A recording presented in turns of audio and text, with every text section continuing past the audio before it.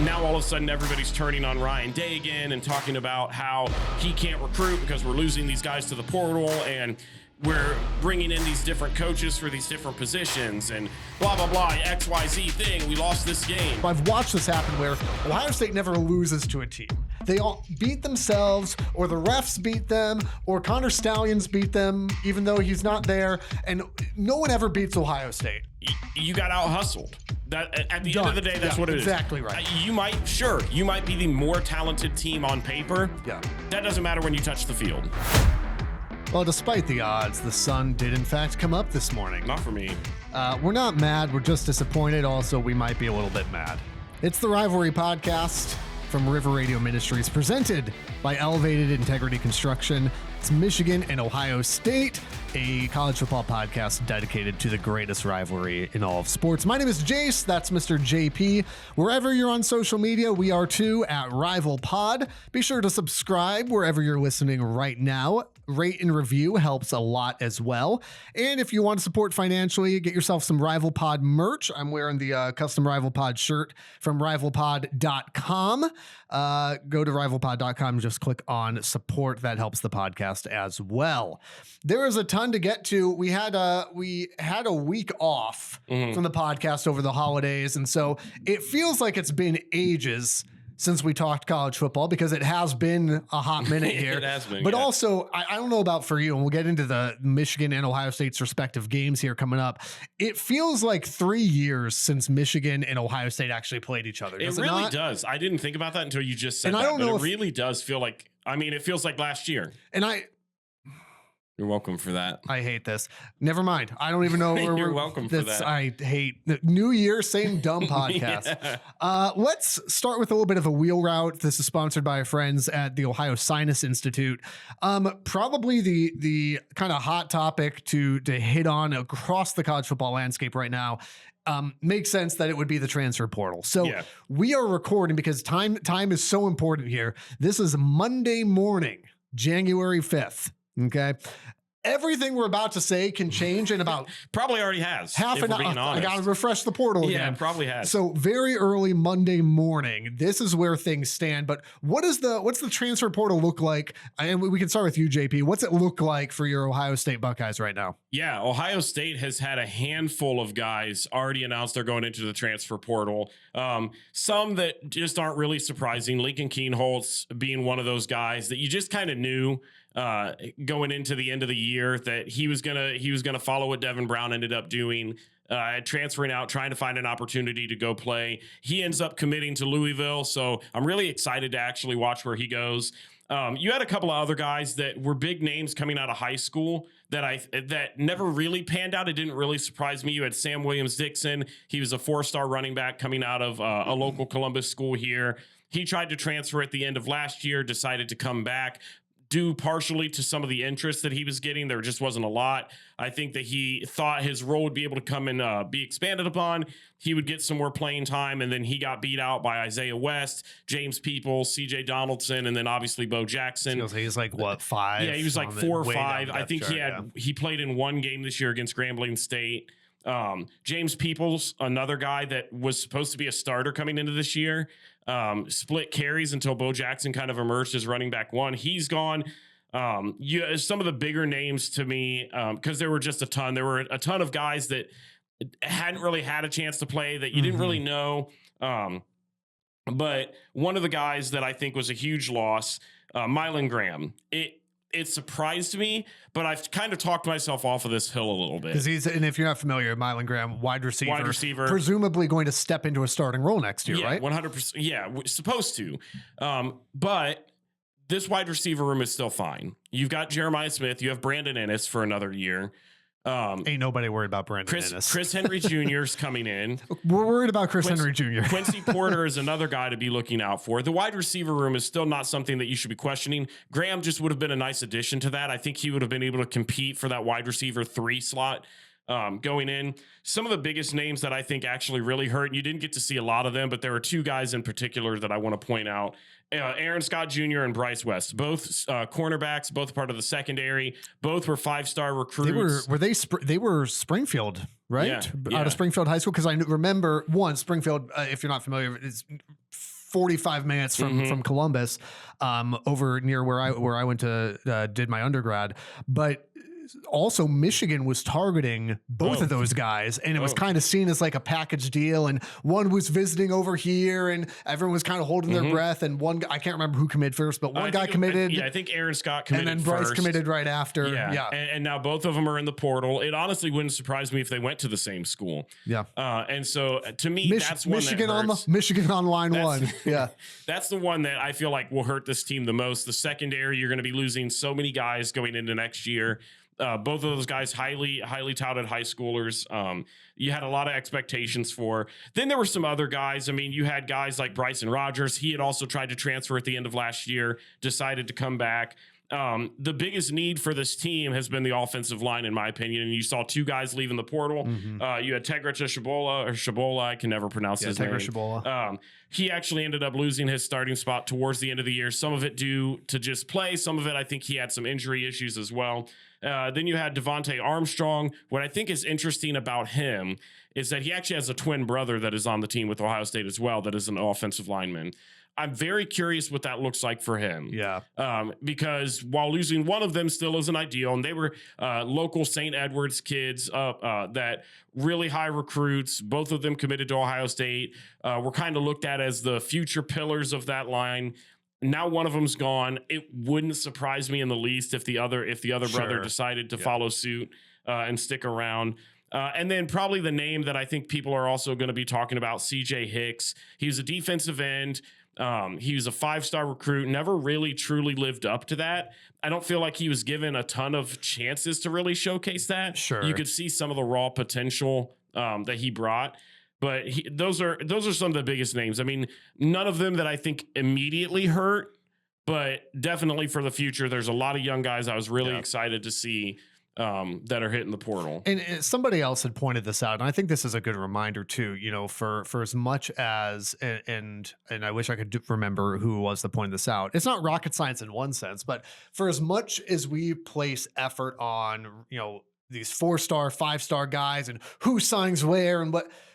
How many 4 or 5-star guys either don't crack the lineup or don't get the play time they're looking for, don't get the NIL that they're looking for, and transfer out? Yeah. Right. I mean, well, and just with the way the college football landscape is now, I saw because you can go into the portal and get a guy immediately. Well, and I saw a stat, I think, and I'm not sure the exact number, but it was like over 4,000 students were in the transfer portal just in college football. It's crazy. Which it was insane to me.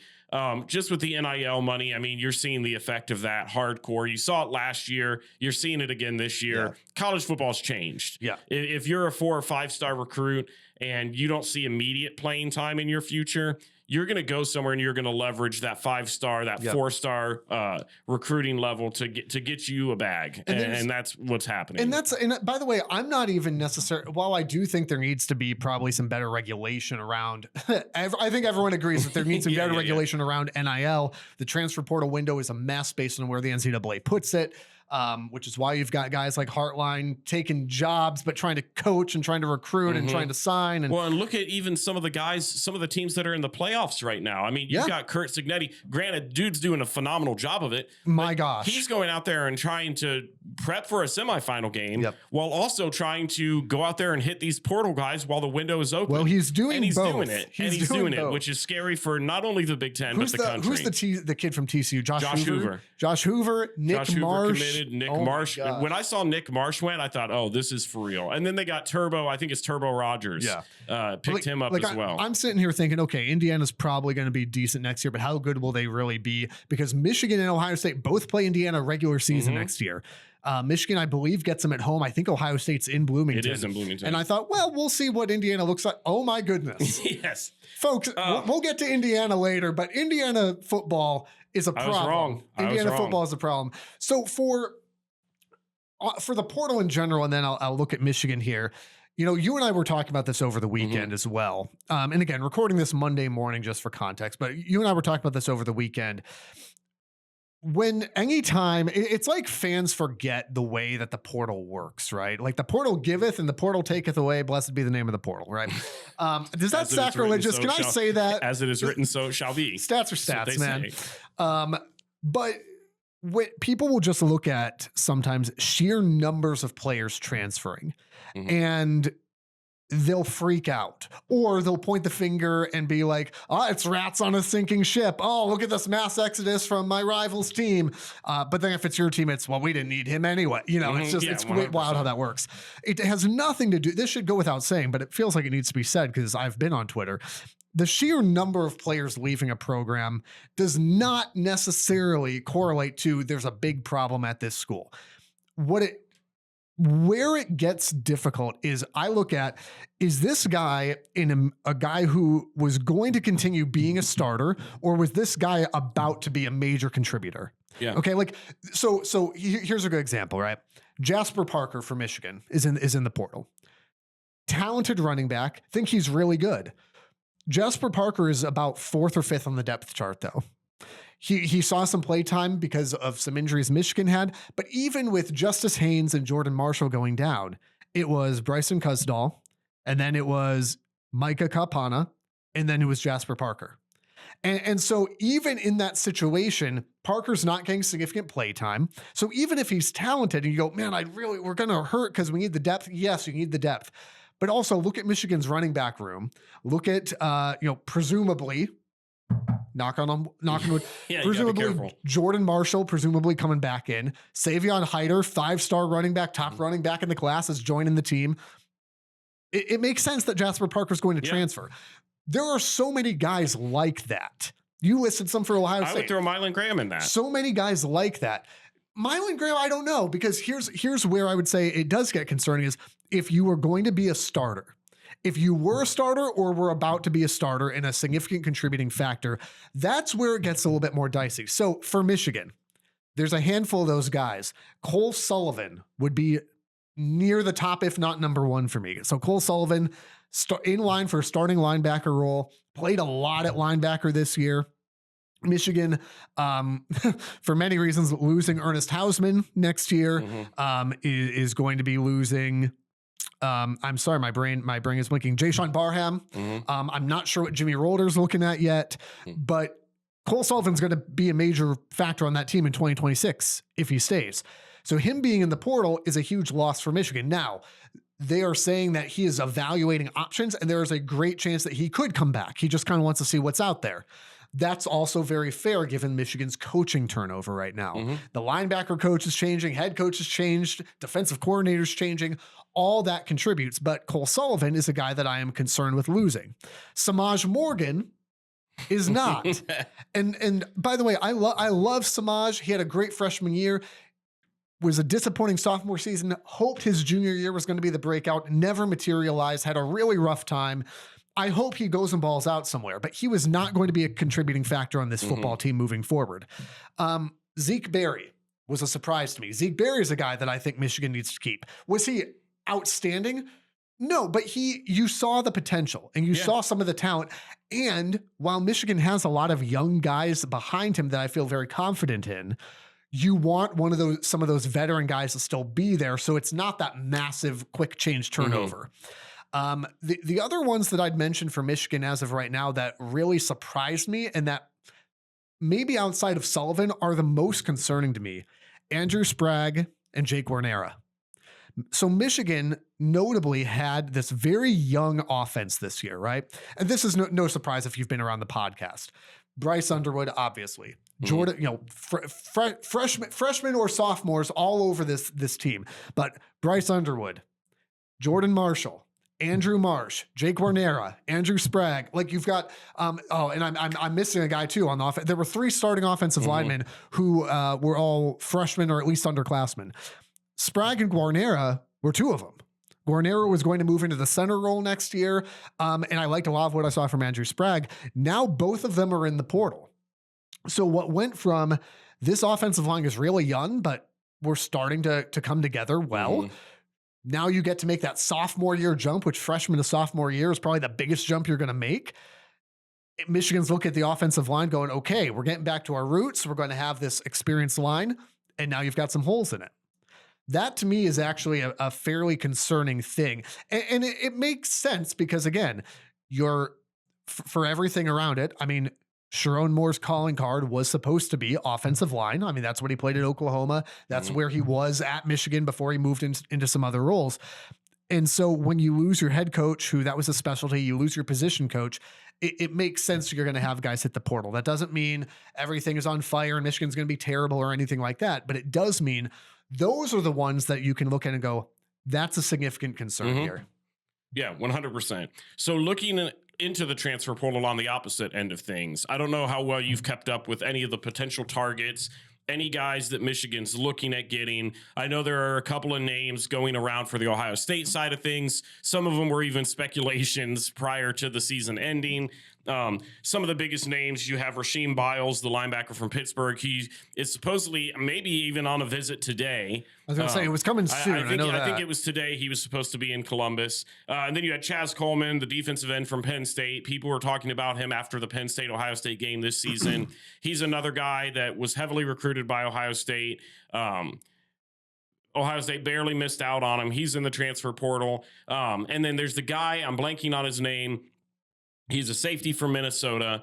Boy Parrish? Yes. He is a guy. Stay away from him. He's a guy. He's really good. He is a guy that has been really good for the Golden Gophers, that has been linked to Ohio State. Absolutely not. Those have been the three biggest targets. I know they've already picked up a commitment from a tight end from Ohio. I'm blanking on his name as well. And then a long snapper. So those are the two commitments we currently have. And those are probably the three biggest names that I've seen. Yeah, that's good. Other than that, it's been relatively quiet, but that doesn't mean it's not happening. It's still relatively early too, right? I mean, they've got until, I believe, through the end of the 12th. So that would be next Monday to announce. And I even remember, when CJ Stroud was trying to, and the question for him wasn't about the portal. It was the NFL decision, but and he waited till the last day. For Michigan, and I'm going to make sure I give credit here. Mason Brew, Von Lawson over at Mason Brew. Fantastic. And so here's his portal recap of some names to monitor. One of these is probably the most important, a Utah edge rusher that has been highly linked to Michigan, John Henry Daly, supposed to be a phenomenal edge player. Michigan needs those guys to come in because you are losing guys like Derek Moore. He also mentions NC State wide receiver Terrell Anderson, and there's a couple other guys in there as well. But John Henry Daly has been the name that I've seen the most linked in. And again, this is not an X's and O's recruiting podcast. There are other places for that. Go to those places. We've already probably missed 7 or 8 different names in this short little time we've been recording. And my guess is that I was going to say the portal has probably shifted. Let's talk about some actual on the field football though, because what a New Year's Eve I had. Let me tell you. But for probably different reasons. The afternoon was horrible, and we'll get to that. But let's start with the college football playoff game. Ohio State and Miami. Miami wins this game 24-14. 24-14, yeah. You said some things last podcast about Miami, and I think you made some Miami Hurricane fans upset. And I think you probably owe them an apology now. I'm not going to apologize. This is why, again, no one likes Ohio State. Here's what I think I need to do, and I'm gonna press. You owe them an apology. You owe Indiana one later. I will give Indiana an apology. I will not give Miami an apology, and here's why. Okay. I should have clarified more with my statement because I'm assuming you're referring to me comparing them to Penn State. I'm referring to most of the things that you said about them. But yes, that in particular. So here's where I should have clarified more on why I made that comparison. Miami is a team, much like, and I think a lot of people thought I meant this year's Penn State team. And you understood what I meant, so that's why I didn't clarify it. I'm talking about that program as a whole in recent years. Miami and Penn State were similar to me for this reason. They were always a team that had really high expectations by their fan base that they routinely fell short of. They were always a team that was supposed to win their conference, that they were supposed to be the number one team coming out of it and competing for the ACC or the Big Ten championship. And every single year they failed to do it. They were a team that always was bringing in this highly touted, highly recruited, high-level quarterback. And they would always have a really strong run game and they'd have a really strong defense. And it just wouldn't seem to matter at the end of the day. Something along the way would happen. And prior to their playoff run, this was a Miami team that was following that same script. They had a Carson Beck who looked really good at times, but also had games where he looked like Drew Aller. And he threw numerous picks and just didn't look like a top-level quarterback in the country. Mark Fletcher Jr. reminded me a lot of a Katron Allen, Nick Singleton. He was always going to be dangerous. He was always going to be consistent. And then you looked at that defense and you thought that defense is going to be what helps get them in every single game that they play. But then you watch that same team go out there and lose to an SMU and lose to a Louisville. Much like a Penn State goes out there and this season loses to a UCLA, loses to I forget who else because they lost like 6 in a row. They lost many games. But I'm talking even in years past. They would go into these games where you would expect them to perform better and they would fall short. Prior to this Ohio State game, that narrative in my mind was true. Whether you're a Miami Hurricane fan and want to admit it or not, it was true. You have not won the ACC since you've joined. You haven't been in a relevant football game until this past New Year's Eve for years, probably since the last time you played Ohio State. You hadn't been in the college football playoffs once. So what the level of hate that I was getting based off of my comparison, tell me where the lie is on any of that prior to the Ohio State game. What have they won? It's the same narrative that I played with Indiana. Until they prove it, you're not getting the respect from me. You have to go out there and you have to prove it. And Miami did. And so I'll give them credit. The defense was phenomenal. They wanted it more. They deserved that win. And spoiler alert, I'm going to pick them to beat Ole Miss. Okay, wow. We'll talk about that. We'll talk about that more. So I don't want this to be some negative thing, but I felt like I needed to clarify more on that because our comment section was making it seem like I was so far off base. But nothing that I just told you was a lie. No, I mean, I think that clarity is good because I don't disagree with it. Obviously, I disagree. I didn't disagree with your pick because I picked Ohio State to beat Miami as well. Let me put it this way. I touted the consistency, not doubted, I touted the consistency of Ohio State and I questioned Miami's heading into the game. And that could not have been further from the truth. Miami showed incredible balance on both sides of the football. I mean, it wasn't rocket science to say that, okay, in order to beat Ohio State, Miami's going to have to get the type of pressure on Julian Sayin that Indiana did. And I gave what is, again, just still a wild sentence to say in college football, which is, I said, Miami is not Indiana. And I doubted their ability to do it. My goodness. Mm-hmm. Philip Daniels was getting his lunch taken from him every single snap by Ruben Bain. I mean, it was just incredibly easy. And I want to talk more about the actual game here because I wanted to clarify that because I saw that a lot in our comment section. And I wanted to clarify that I was not talking about the Penn State team from this season that was a dumpster fire. You're talking about talented teams that have underachieved, and I think that's fair. Their identity has been the same. You have an above average quarterback. You have an above average coach. You have a really strong running game. You have an elite defense, and you just somehow never get it done. You never win your conference. You never play in meaningful games until this season. All of those stats are stats. Those are all factual. Stats are stats. Those are all factual. When it came to this game, though, as much as Miami deserved to win this, I do think there were a lot of factors that helped play into the team that we saw from the Buckeyes. And we've talked about this on the podcast before, and I don't want this to say that this is the main reason because I think Miami played a lot. Miami was flat out a better team. Yeah, Miami played a lot into this. There's no question. And I'm going to ramble a lot because there are a lot of different thoughts I have on this, but I do think one of the biggest dominoes for this season for Ohio State was the timing of Brian Hartline's departure. I think that played a bigger factor than people that aren't Ohio State fans care to admit, but take any offensive coordinator, have him leave right before the biggest games of the season against Indiana and against Miami, have him leave where his focus is now on a new team. And he's also trying to gear up for a transfer portal that's going to open the day after his biggest game. And now all of a sudden your head coach, who's not had to worry about play calling duties or anything like that, all of a sudden has to take that onto his plate. And then you're surprised that the offense comes out a little bit slow. And I think Miami's defense played a heck of a lot into that. But I also think that there were just some uncharacteristic things. Regardless of whether you are trying to run the same offense, having two different guys that are calling the plays that have different ideas on what you should do in different situations absolutely makes an impact on the game. Yeah. And so I think that was a huge domino effect. I also think one of the things that was Ohio State's biggest strength throughout the season turned out to be their biggest weakness in this game, which was their efficiency. And that sounds crazy to say, But Ohio State was so used to playing with the lead that they could play a little bit slower pace. They could go and score a touchdown and take 6 or 7 minutes off the clock and not have to rush anything. And it would work out because they were never really in danger. But when you go down 14-0 early off a very telegraphed pick six. Beautiful read. Beautiful read. I want to give credit where credit's due. Heck of a play by the secondary. Kid had been in the film room. Yeah.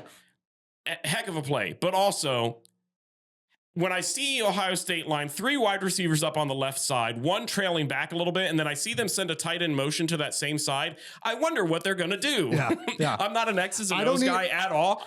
I could have jumped You that. don't need Connor Stallions with grainy iPhone footage to telegraph that one. 100%. It was the most telegraphed play call I think I've ever seen. And so hats off to the defense. You still have to time that the way he did. You still have to be able to read that on the field. It's easy for us to see it on the field when we get the whole landscape the way of it. I yelled But when he picked that off, because you're just as a fan, I'm just kind of I'm hate watching, obviously, for sure. I'm just kind of watching. I'm like, oh, they're gonna go down and score here, and all of a sudden, like your eyes kind of shake a little bit, and the guy's going the other way. Yeah, it was and awesome. returns it back. Here, what I think is interesting is I feel like the narrative for this game was that it was a super lopsided game from Miami, that they were just blowing the doors off of Ohio State. I don't think that narrative is true.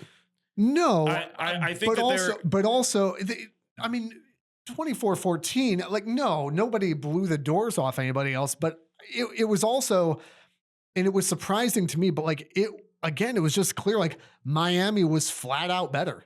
Yeah, I think like they wanted it on more. every side of the ball. To me, there were certain points in that game where you could just tell, those moments in games where you can just tell a game is going to go a specific way. The pick six was one of those moments. Yep. Another moment for me was when Ohio State missed a field goal to end the half. The most obvious miss of all time. I knew it was going to happen before they even got to the fourth down. Jaden Fielding knew it was going to happen before he kicked it. Yeah, every person knew. Jaden Fielding is my favorite Ohio State kicker of all time. Even the way that they were play calling on that drive to set it up for a field goal told me we were going to miss that. Yeah. One of the things that I wrote down that I thought was a huge factor in this, Ohio State went 3 of 10 on third down. Miami was 7 of 14. Huge. It felt like, and I don't even think I was wrong on this part for my criticism a little bit of Carson Beck. I didn't feel like Carson Beck or the Miami offense is what won this game. I don't think that they were this like powerhouse. I thought they made plays when they needed to make plays. There was a time, and it ultimately resulted in a punt, but it helped extend the drive and kill a little bit more time. There was a 3rd and 11 play where Carson Beck ran for it for 11 yards.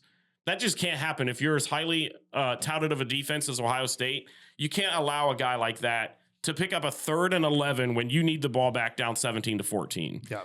And that's where I do think, when we talk about stats or stats, like 100%, I'm going to disagree with you strongly there. But by no means did neither offense dominated this game. No one can look at that and go, Miami dominated the Ohio State defense. But Miami was extremely efficient with the football. I mean, they gained 300 yards on Ohio State. 138 passing, 153 rushing for 291. And you're exactly right. On those third down conversions, I'd have to go back and look at a lot of them were 3rd and shorts. Well, and I'd have to go back and look at the final drive too. But like the number of times Ohio State had an opportunity to get off the field and Carson Beck or whoever just would not let them do it. They continue to execute very, very well. So when you look at Beck, 19 of 26, 138 and a touchdown. Efficient, careful, critical situations. That's the ball game. See, but I feel like you saying that is the same criticism you gave to Julian Saint against Texas, where you refused to say that he had a good game because he was efficient. To me, Carson Beck did what he needed to do to win the game. He could rely on he did exactly what Julian Saint had done in those games, where he had gone and he took care of the ball. He made plays when he needed to. He found his playmakers and let them do their thing. They had a strong running game going, and he relied on his defense to help them get it done. And to me, I'm looking at this, and one of the biggest drives happened towards the end of the game. It's a 17-14 game. Ohio State gets the ball back. They force a punt. All the momentum. And I think you would even admit to this. At that moment, I think everybody thought, okay, Ohio State's going to pull away here. I texted my brother and said, well, that was fun while it lasted. Yes. They had all the momentum. And then guess what they do on that possession? 7 plays for 6 yards. They had 3 penalties on that one drive alone that put Julian Sayin in a 3rd and 20, which is the easiest thing to defend because they were already pushed back into their deep into their zone because of the penalties, where instead of being up near midfield where they should have been, they were now pushed back. It was 3rd and 20. All you have to really do there is play prevent defense because Ryan Day, you've seen him coach in that circumstance. Yep. You know he's not going to go for it on 4th down. You know you're going to get the ball back. So you can play off coverage and you can go and let them pick up 14, 15 yards and not worry about it. So you immediately took your chances. Then you rely on the Ohio State defense that has been the best in the nation all season long, and they just flat out can't get it done. To Miami's credit, they go down there. I think it was a 10-play, 70-yard drive, ends in a touchdown and took 5 minutes off the clock. Yep. Ball game. You had all the momentum. You had all the chances. The penalties killed you once again.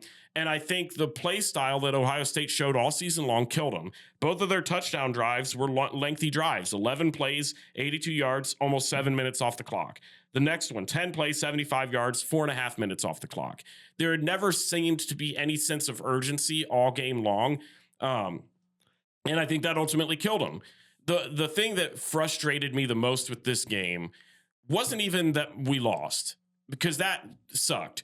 But what killed me the most was seeing this Ohio State fan base turn on people on the program that I felt like did the best they could. And that's not me giving out some participation trophy, but I saw a ton of hate that night about Julian Sayin, about how next season Ryan Day's got to do something. He's got to put St. Clair in. He's got to find a QB in the portal. Julian Sayin cannot be QB1 to start the year next season. And I just thought that is the most insane, and I am king of insane takes. That is correct. I think that is the most insane take that I've heard. That is emotional trash. And that's all I've seen from this Ohio State fan base. Because they are the worst fan base in the country. At times, for sure. Always. At Always. times, for sure. I will stand by that because, to me, Julian Sayin played a decent game. His 2 picks, one was a pick 6 that was bad. The other one was at the very, very end of the game when he's trying to make something out of nothing. The game was basically already in hand. It's a whatever, toss-out stat. I thought he was fine when he had time, but I think he just didn't have time. I think a good chunk of that quarterback, and you can talk about how he handled pressure and what he does with it. I think it's very rare that you find a quarterback that can handle that kind of pressure that he was getting. Well, Bain and Mesidor lived in the backfield. That offensive line was trash. That's what I'm saying. As awful as it is to watch him go and run backwards on a couple of those drives and take 7-9 yard sacks or whatever. That. But what else can you do when you're not getting pressure? You're. But I mean, if you don't even have the time, I mean, it's not like the pocket was getting collapsed after a couple seconds. I mean, it was Phillip Daniels getting beat on the edge immediately. Yeah. I mean, you could tell that everything sped up for Sayin, and he started making mistakes where he was taking sacks he shouldn't. He did not play. It wasn't horrible, but he certainly, I wouldn't look at that and go, yeah, he played well by any stretch. He was fine. I think he played as well as he could have given the circumstances. I think any quarterback the pressure limited him, but I would say that's where it's like, no, I don't think you can look at that game and go, oh yeah, he played well. No, he played fine. And whether that's the clock speeding up for him because of the pressure, whether that's him missing on across the board, again, this is one of those things where there's no Ohio State fan that can honestly look at that game and go, because here's what usually happens. Listen, Michigan's won 4 out of the last 5 years against Ohio State. So I've watched this happen where Ohio State never loses to a team. They all beat themselves, or the refs beat them, or Connor Stallions beat them, even though he's not there. And no one ever beats Ohio State. This is one where I genuinely think that every Ohio State fan, if you're being honest, looks at it and goes, we got beat. Well, Miami was better, and that was the story of the game. Well, and here's the thing, and I told you I wanted to talk about a culture standard that I noticed after this game, because I saw the fan base going crazy over Julian Sayin. Now all of a sudden everybody's turning on Ryan Day again and talking about how he can't recruit because we're losing these guys to the portal and we're bringing in these different coaches for these different positions and blah, blah, blah, XYZ thing. We lost this game. Let's not forget that Miami was also talked about as being a national championship favorite prior to their losses to Louisville and SMU. People talked about this team as being one of the most loaded rosters in the nation.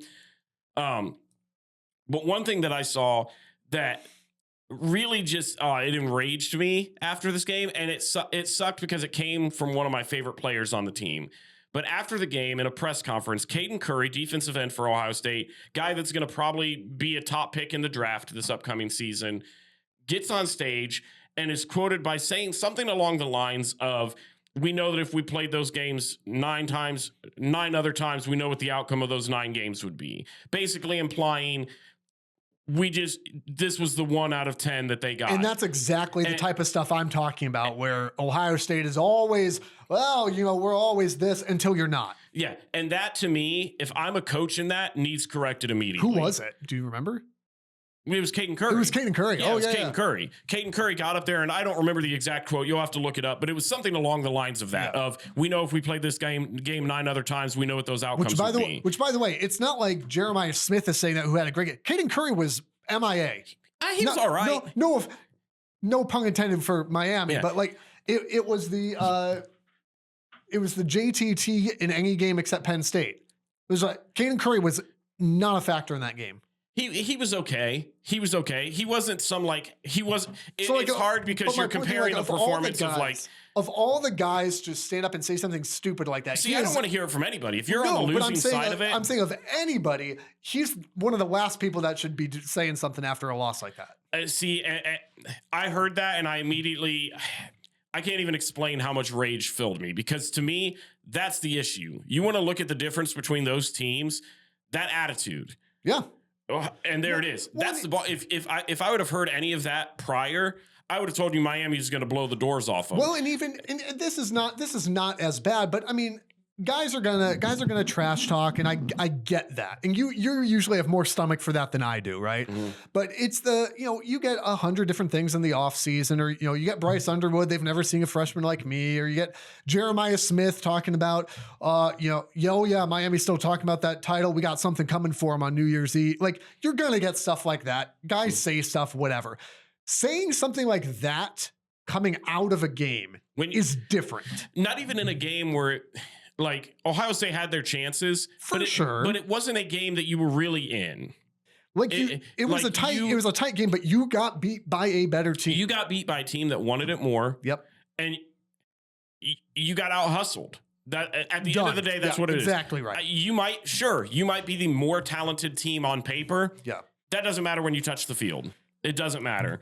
Ohio State loses. Credit to Miami. Miami's a tough team. I hope that they go far. I genuinely do.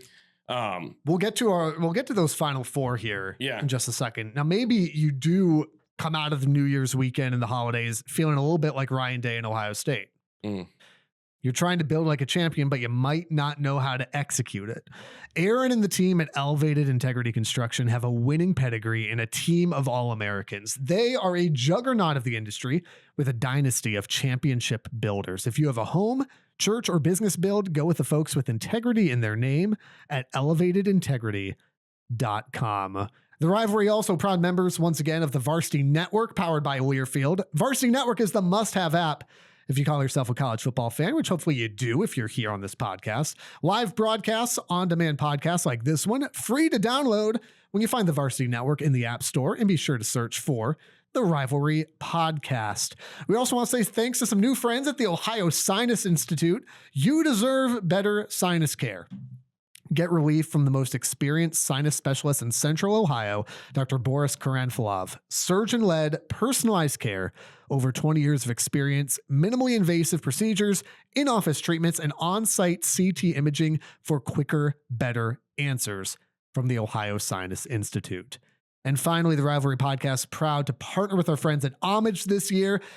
So much fun to be partners with these guys. Since 2007, Homage has helped fans pay homage to the people, places, teams, and moments that matter most to them. And by the way, that goes whether you're an Ohio fan or a Michigan guy. They've got stuff for everybody.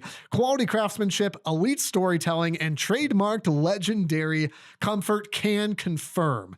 If you click on the link in the podcast description below, not only can you get yourself something nice, coziest crew neck or jacket. I got a couple for Christmas. T-shirts, hats, whatever. Not only will you get yourself something great, but you will also support the podcast when you do it through that link. And as a reminder, You can also get your own custom Rival Pod merch. We've got Michigan and Ohio State. I'm wearing the Michigan one right now. We might have a graphic we can put on the screen. Either way, rivalpod.com. Click on support. Get yourself a t-shirt there. That money helps the podcast. We're a very small budget podcast, so everything helps. If that's not in the wheelhouse for you, no worries. Thank you for listening. Please follow at RivalPod and be sure to subscribe, rate, and review. That makes a huge difference. By the way, over the holidays, we surpassed the parent channel for subscribers. It's awesome. Thank you. This season has been incredible. And make sure to share this with a friend too. Maybe you've got a friend that's a Michigan State fan that you'd like to remind that they have not made a bowl game in what feels like eons. So it's a beautiful time to be here. And they lost. They're going to lose their 2 best players. It's just fantastic. Something we can all agree on. But can you finally agree with me on something? No, I don't want to talk about this. I mean, we have to. It's on the sheet. I said it a long time ago, and you gave me a ton of crap for it. Yeah, I did. Arch Manning is a better quarterback than Bryce Underwood, confirmed. Right now? Yeah. That's what I was saying back in the day. Okay, but here's what I said. Here's the difference. Months ago. Correct. Months ago. He was better then. No, he wasn't. Infinitely better then. When we talked about is Bryce Underwood better than Arch Manning? We had just come off. I don't remember which game, but we were in that like Central Michigan, Nebraska performance where Bryce looked really good in both games. Who wouldn't against Central Michigan? Okay. And Nebraska also. Thank you. Who wouldn't look good Cincinnati. Against Nebraska? Brendan Sorsby, the hottest quarterback commodity in the country. What world do we live in? I know, I saw he was going to make like $5 million in NIL. That's insane to me. Anyway, when we talked about who was better at that point, Bryce did look like a better quarterback than Arch. No. And so what you did was you then held me to that. After we got more and more and more, you stood on that hill up until this game. I stood on the hill of when you asked me that. The Jair Hill. We are so derailed right now, much like Michigan's offense against Texas. Yeah, I mean, I don't think there's any question that right now, at the end of the season, looking at that Arch is at a better place than Bryce is. I don't think there's much question about that. I don't even think it's close. Here's what's going to help Bryce, and then we'll talk about the actual Texas game. What's going to help Bryce is Michigan's got so much coaching turnover, and that is actually, I think, a very good thing for him. Apparently, I didn't realize this, so Chip Lindsey was the OC. He was also serving as quarterback's coach. I guess I should have, because it's right there at face value. Michigan did not have a dedicated quarterback coach in 2025.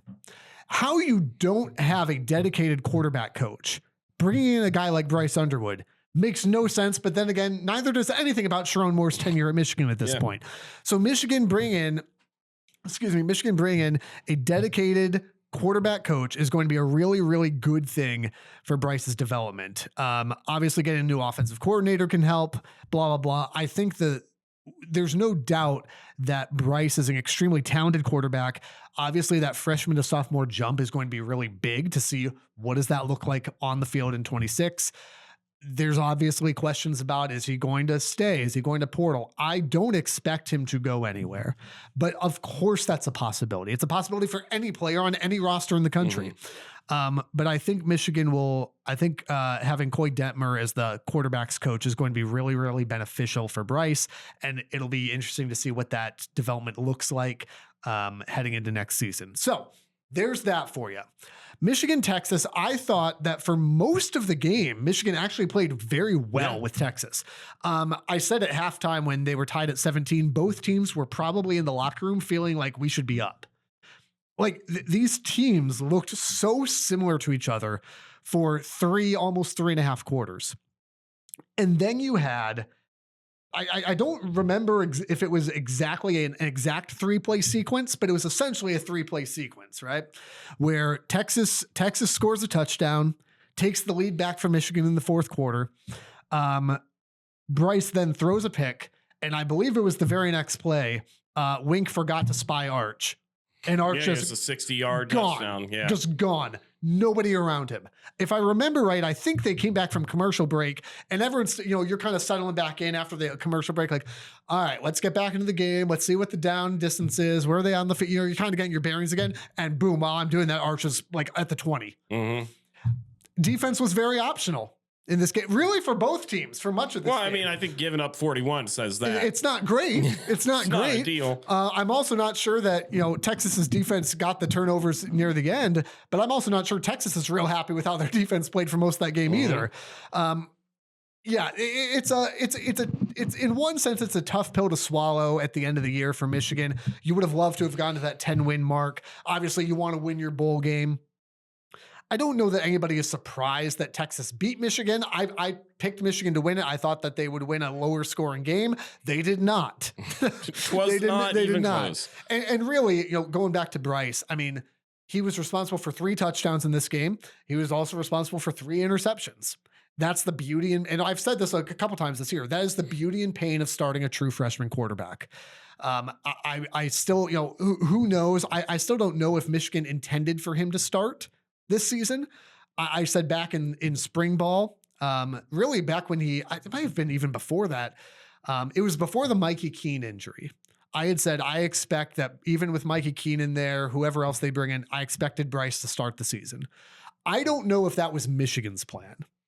You got the feeling that Mikey Keene was brought in to be the guy. I was on the opposite side of that. I thought Keene was going to be the go-to guy until the injury. Because you didn't want to have to ride the roller coaster quite yet. Mm-hmm.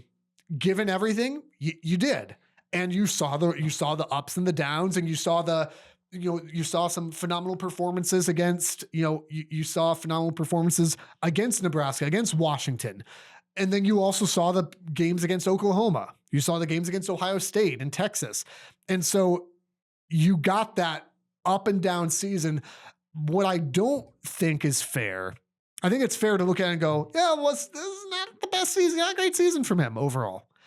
What I don't think is fair is I don't think it's fair to project that into he's trash. He's always going to be trash. Nothing's good is going to happen, which is where Ohio State fans are at. I'll project it all over. I know you will. I won't really. I actually have some good things to say. He's an incredibly talented quarterback.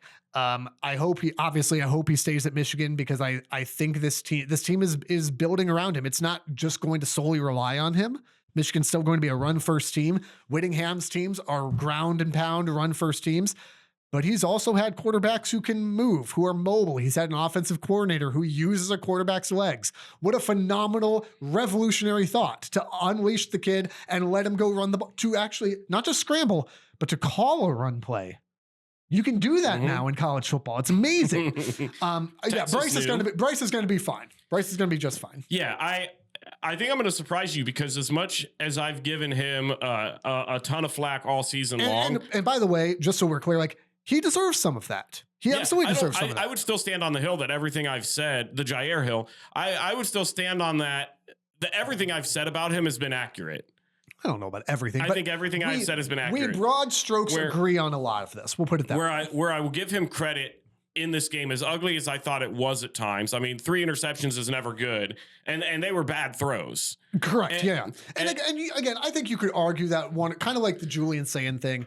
The very last one, sure. 1 or 2 of them, you could probably go, it's desperation mode. The very last one, I think I would, but the other 2, I think were just bad throws. And that's fine. Yeah. I actually thought how they utilized him in this game needs to be what they do with him going forward, where they utilized him more in the run game. He had 14 carries, 69 yards, and a touchdown. I think some of the passing stuff that you saw from him will get cleaned up having a dedicated quarterback coach. Absolutely. Because I think, and I guess I've never seen it as glaringly obvious as I had in this game, his footwork is just atrocious. It's not good. There were a handful, and if you go back and watch the tape, even some of the interceptions, it's like the guy is playing baseball when he throws it. I mean, he's going and his leg is kicking up and he's not planting his foot. He's throwing off his back leg. I mean, I'm not a quarterback coach by any means, as you can probably tell. I know that stuff. Yeah. So it's those fundamentals that, and I've said this all season long, it's the fundamentals that you expect at the beginning of the season because he's fresh out of high school, thrown into the starting job. You expect those. What worries me and doesn't really worry me as an Ohio State fan because I'll gladly take it. Yeah. But if I'm a Michigan fan, what worries me is that those mistakes are almost seemingly getting worse as the season goes on. I don't feel like I saw that. Progress.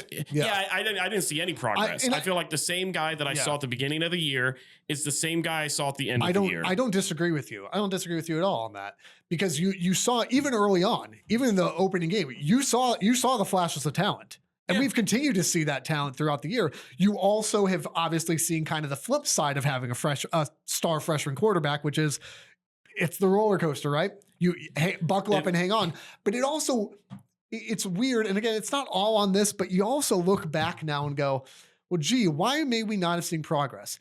Sherrone had no control of the locker room. Obviously, interpersonally, just terrible. Just bad stuff all around. From inside the football facility, no control of the locker room. Terrible. It sounds like terrible interactions with his own coaches.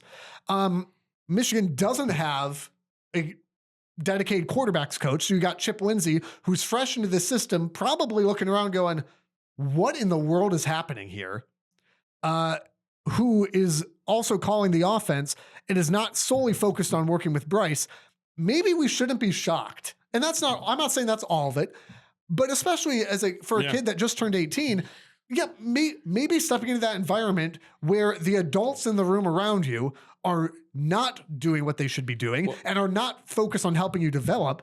Yeah, maybe there's a reason we haven't seen the progress. Well, and even just from an organization standpoint, when you're investing that much money into a guy like Bryce, why would one of your priorities not to be getting a guy that can help develop this huge investment you just made? You just locked up $10 to $12 million of your future into this kid to come there and be a leader and be a Heisman and a guy that can get you a national championship, and then you don't get any funds or any sort of personnel to help develop that. Makes zero sense to me. And as much as I've given him a ton of flack all season long, I feel like I've also been fair by saying that despite all of that, I've seen the talent and you can see it there.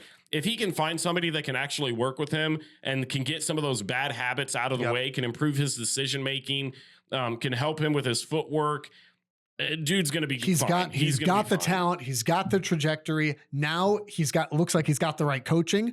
We'll see what that jump looks like to sophomore season. And that's going to tell you, again, not that he won't continue to grow after that. He'll still be an underclassman, but that will tell you a lot about whether or not this is going to work or not. Yeah. The jump next year, I feel like it'll be fair if you see these same mistakes, so then you can start to question absolutely. What's this really going to look like? The last thing I want to mention on Michigan, then let's talk about the college football playoff semifinals, is the Kyle Whittingham hire kind of happened while we were kind of heading into that holiday break there. And so I don't want to belabor the point because most of this information is pretty, I think everybody's pretty familiar at this point about, they it seemed like they wanted DeBoer and then they want Dillingham and maybe they didn't want Dillingham and all that is out there, and that's fine. I want to talk about the hire of Kyle Whittingham for just a quick second.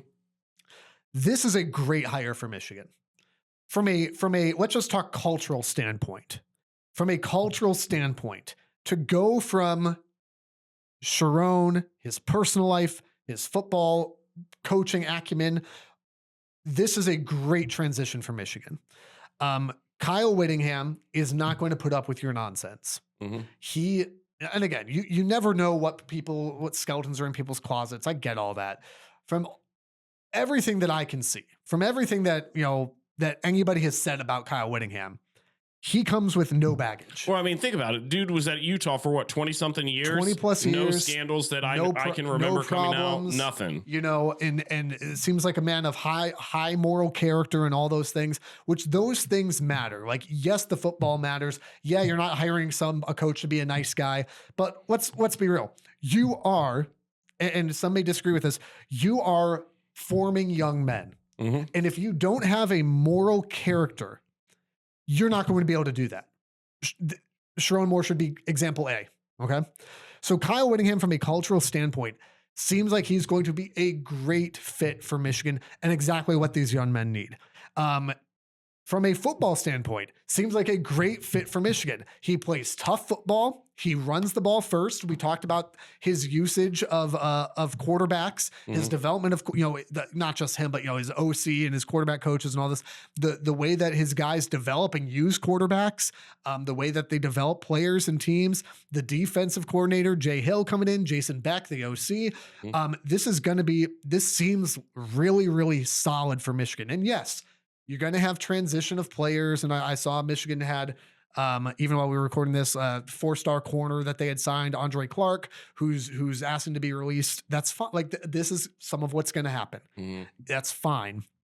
the big thing that I also want to hit on was people have been criticizing, or at least questioning, like, well, he's kind of an older coach. Okay. I think he's 65, 66. Joey Galloway, the worst person that I know. I don't know him. And that's how bad he is. Is talking about like, I just don't understand this hire because it just seems like a Band-Aid and a bridge coach to the next one. I go, Joey, first of all, stop talking. No, number two, people are criticizing Witt's age and it's a bridge coach. He is 18 months older than Curt Cignetti. Is Curt Cignetti a bridge coach for Indiana? Hopefully. No. Hopefully. Unfortunately, he's not. And even, dare I say, even if he was, okay. Have you seen Indiana? And I'm not saying that Witt's going to be Cignetti, but I'm trying to say the age thing is just a weird tangent to get on, because even look at this. He's basically the same age as Cignetti. He's on a 5-year deal. Okay. Obviously he could coach longer than that. He could coach, I'd say probably no more than 10 years. Right. But let's say 5 to 10 years that he's at Michigan. Ryan Day's been a head coach at Ohio State for 7 years. Mm-hmm. If he left next year, is he a bridge coach? Obviously not. Harbaugh was at Michigan for 9. Was he a bridge coach? No. So if you get 5 to 10 years out of Witt, that feels pretty normal. Because unless you're Kirk Ferentz or Kyle Whittingham as of like a month ago, after, when you get into that 5-year range, 2 things tend to happen. For a lot of coaches, when you get in that 5 to 10 year range, mm-hmm. either you suck and you're fired, or you're really good and the NFL comes calling, right? Yeah. Now, that's not true for everybody, but let's say Michigan had hired Kenny Dillingham. Okay. Let's just say, I don't know that Michigan even wanted him and there's all conflicting reports, whatever. If Michigan hires Kenny Dillingham 5 years from now, if he's not any good, he's gone. If he's really good, he's probably coaching the Arizona Cardinals, right? even at Arizona State. Yeah. 5 years from now, is it crazy to think that he's head coach of the Cards? No, that's not crazy at all. And so the idea that like, well, you're only going to get 5 years and I don't know, max of 10. Yeah, that's about the shelf life of a college football coach these days. Mm-hmm. That's all I have to say about that. It's a good hire. Well, let's talk about some of these semifinal matchups. There's more football. There's so much more football. Thursday and Friday. Don't miss it. Because if you're waiting for Saturday, boy, are you going to be disappointed. You're going to be real sad. Let's start off, and I forget which one is first. Just pick one. Let's do Ole Miss, Miami first. Fiesta Bowl on Thursday night, Miami and Ole Miss. Let's do Miami versus Ole Miss. By the way, these 4, unless you're a fan of a team that like got knocked out of the playoffs, I feel like if your team didn't make it, I'm like, whatever. Unless your team got knocked out of the playoffs, these 4 teams are phenomenal. These are great matchups. I hate who I am as a person because I have to find a team that I just hate. Out of every group, who would you pick out of this? Oregon. I don't want Dan. You're a fool. You want to listen to that Dan Lanning press conference? No way. I love Dan Lanning. I do too, but not right now. I've got to pick a team that of all of them I want to see lose. Ruben Bain, Akeem Mesidor on defense, across from Chambliss and Lacey on offense. I know. Oh my gosh. The Miami offense though, here's where, and we're not gonna break this down like we do Ohio State, Michigan, but that Miami offense, man, they look good. And I am just not sure about that Ole Miss defense. Ole Miss is a great story this year because watching Lane Kiffin try to like, good job guys, 2 more to go. Can we talk about how cringe on Twitter that is awful. Can we talk about I'm so conflicted because just posting the Trinidad and Tobago flag. I'm like, stop it. Either of these teams, in Miami or Ole Miss, I'm honestly fine with either advancing.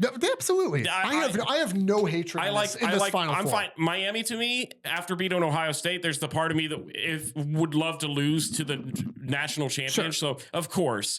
Hey, you did that in 2023. That was cool. Ole Miss, I'm ignoring that.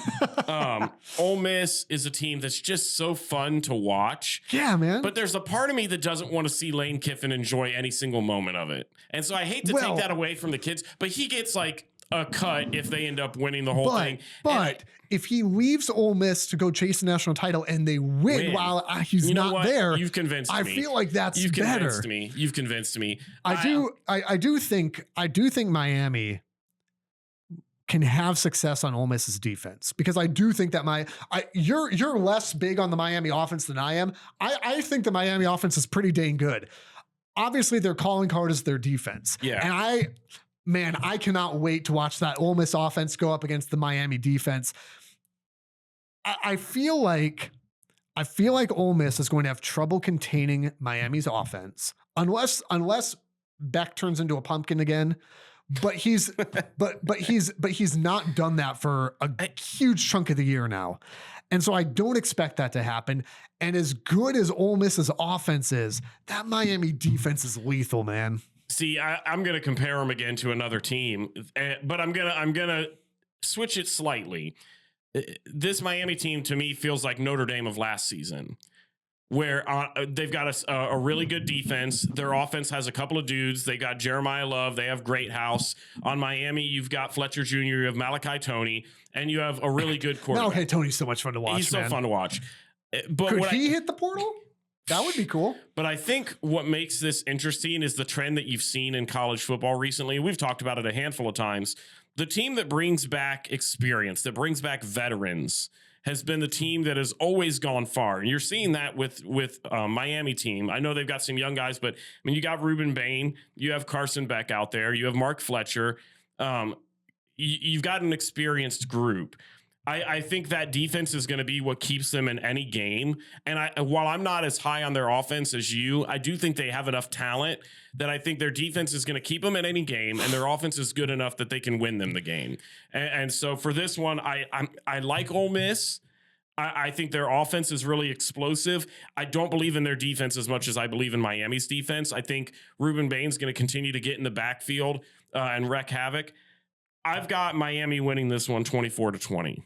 It's not far off from where I'm at. I mean, I don't think anybody expects Ole Miss to score probably more than 24 points somewhere in there, right?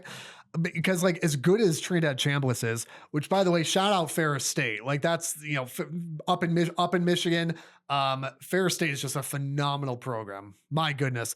So Trinidad Chambliss coming from Ferris State, because the D2 jump doesn't always work. Mm-hmm. And to come to Ole Miss, not be the starter, and then become the starter, and then have the year that he's had is incredible. Well, and I wanted to point something out real quick about Miami that I need to fact check it, but we had Miami fans in our comment section talking about this. The Miami defense has not allowed more than 20 points in regulation all season long. It's insane. As good of a defense as what Ohio State had brought out all season long. So that's why I just can't pick Ole Miss to go above 20, because I've seen it. And I agree with it. I have Ole Miss with 20 as well, because I think Chambliss is special, but I'm sorry, like I don't care how special you are when you've got Bain and Mesidor living in the backfield like that. I just don't see it. Well, and with Miami having the chance to go play in Miami, they're playing because they play at Hard Rock. They're playing in their home stadium. Yeah, it'd be like Michigan, Ohio State, like getting to host a home game. Okay, could you imagine though? No. Could you imagine a championship Because here's game? the thing. Oh, man. Every one of these games should be on campus, period. I don't care about the Cotton Bowl. I don't care about the Orange Bowl. Play them on campus. If you put the national title at the Rose Bowl every year, that's the only exception.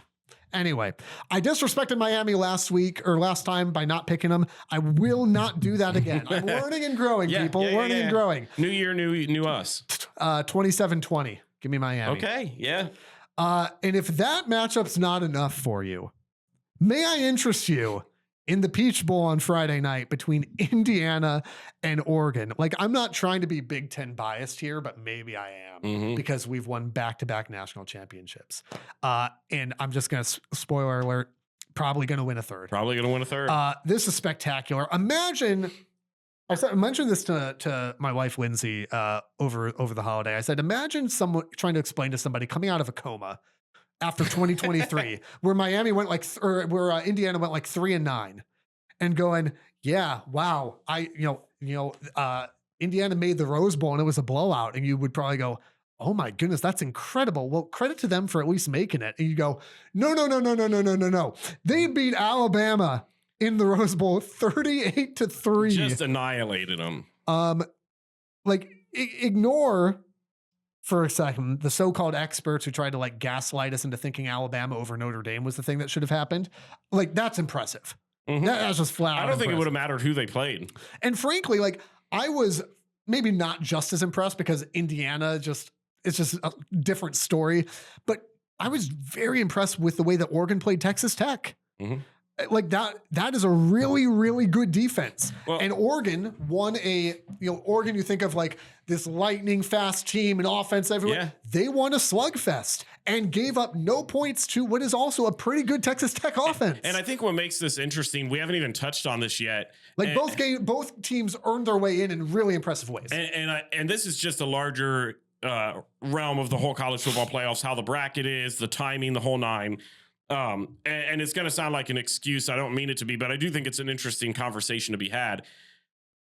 The record for teams that had a bye week in the playoffs right now is like what, 1-6 or something? 1-7. 1-7. Yeah. Indiana, the only team to overcome that. It's impressive. Last year, every single team lost. This year, every team but Indiana lost. Ohio State, and I don't know what the record was for the other teams. Ohio State hadn't played a game since like the beginning of December. Yeah, it had been a couple weeks. Yeah. It had been like 20 something days since they had played football. To me, that's not the reason they lost. No. But when I see it'd been longer for Miami. And I still think I would have picked all the other teams to win that did win. Like other than I thought Alabama maybe could pull it off, I still probably would have picked Oregon over Texas Tech. I would have coin flipped for Georgia Ole Miss. I could have seen Ole Miss winning that. But I do think there needs to be a conversation to how you can fix something like that. Because regardless of the outcomes, I don't think it's ideal that these teams have to wait 3 weeks when their opponent's been off for like a week. Yeah. Something there needs to change. And that's the small part of a conversation that has numerous different holes in it. There's no reason, and I think Dan Lanning even said there's no reason that every Saturday in December should have college football. We should be you could still be playing the national championship in the Rose Bowl on January 1st, the way God intended. Mm-hmm. There's my pitch. Josh Pate likes to talk about being the commissioner of college football. We could do this job too. So now we get the rematch. We got Indiana and Oregon. Indiana beat Oregon in their own building back in October, 30-20. Held the Ducks to just 13 offensive points. They gave up a pick 6 in that game. It was a phenomenal back and forth game. And there is so little separation between these teams. Like it made me, as I was prepping for this, it made me think like, when I was growing up, like my mom would do this thing where she would take her fingers and she'd go, my patience, here's how much patience I have left. And she'd hold her fingers there and they're touching. And she goes, do you see any space in between there? She was a great mom. But that's this amount of separation that I'm seeing between Oregon and Indiana right now. There's no space in between there. None. It is so hard for me. Like these are dynamic offenses, stout defenses, play each other close, mirror each other so well. It is so hard for me to pick against Indiana in this game. But there's a part of me that feels like everybody's a believer in Indiana right now. Don't do it. And there's a part of me that says Dan Lanning and Oregon go, that's fine. Don't do it. Oregon. Don't do it. And that's coming from me. Oregon. So you should honestly. Listen. You should think twice about that. Who am I cheering for? I'm probably cheering for Indiana if I'm being honest with you. But there's just something about Indiana being this underdog. And now suddenly they're kind of like the favorite. And I just go 24-21 Oregon. 24-21 Oregon on their way to a national title. This is where I disagree with you. The winner of this game is going to win it, by the way. I'm not disagreeing with you. I'm hesitant though. I think that there's a bigger gap than what you believe between these two teams. Really? I think the growth that Indiana has had, they obviously have been great all season, as their record shows. What I've seen from them in the Big Ten Championship. You can tell their record's great because of the way it is. Because of the way it is. From the Big Ten Championship till now, I know they've only played those two games. They've just looked completely dominant. And they have all season, but there's just been a different level to it.